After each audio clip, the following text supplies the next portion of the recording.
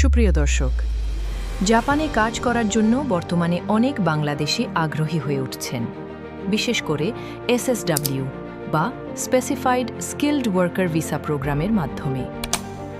আজ আমরা সহজভাবে আলোচনা করব জাপানের 3টি গুরুত্বপূর্ণ সেক্টর: কনস্ট্রাকশন, কেয়ার গিভার এবং এগ্রিকালচার। এই সেক্টরগুলোর ইন্টারভিউতে সাধারণত কী ধরনের বিষয় দেখা হয় এবং কিভাবে নিজেকে প্রস্তুত করা যায়। প্রথমে কথা বলি কনস্ট্রাকশন সেক্টর নিয়ে।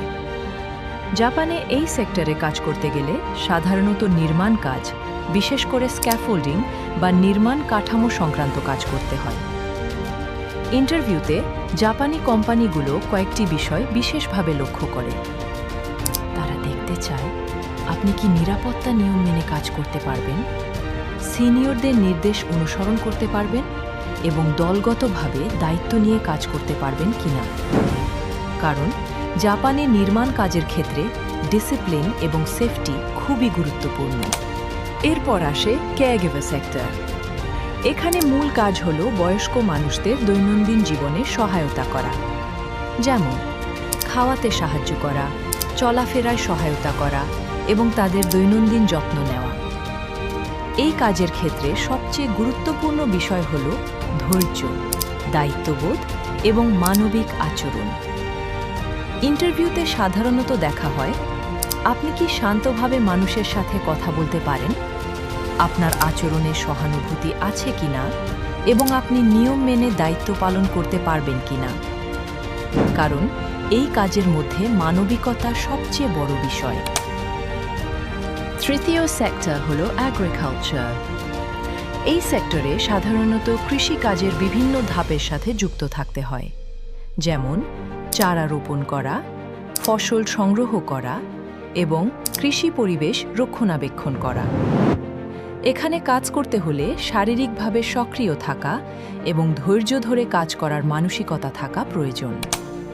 ইন্টারভিউতে সাধারণত তারা জানতে চায় আপনি কি দীর্ঘ সময় আউটডোর পরিবেশে কাজ করতে পারবেন এবং দলগতভাবে নির্দেশনা মেনে কাজ করতে পারবেন কিনা। এখন প্রশ্ন আসে, এই সব প্রস্তুতি একজন শিক্ষার্থী কোথা থেকে নেবে? এই জায়গাতেই কাওয়াই গ্রুপ শিক্ষার্থীদের সহায়তা করে থাকে। তারা শিক্ষার্থীদের জন্য আয়োজন করে জাপানি ভাষা শিক্ষা, সেক্টর অনুযায়ী বেসিক স্কিল ট্রেনিং এবং ইন্টারভিউ প্রস্তুতি। বিশেষভাবে উল্লেখযোগ্য বিষয় হল এখানে শিক্ষার্থীরা জাপানি নেটিভ টিচারের তত্ত্বাবধানে ভাষা শেখার সুযোগ পায়। এছাড়া যারা দ্রুত প্রস্তুত হতে চায় তাদের জন্য রয়েছে আবাসিক ট্রেনিং ব্যবস্থা।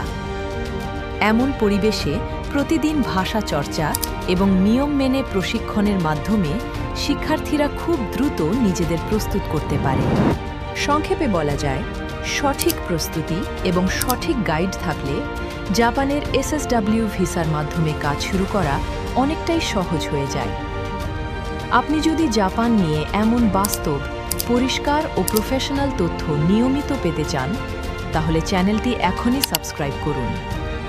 নতুন ভিডিও সবার আগে এখানেই পাবেন। Thank you.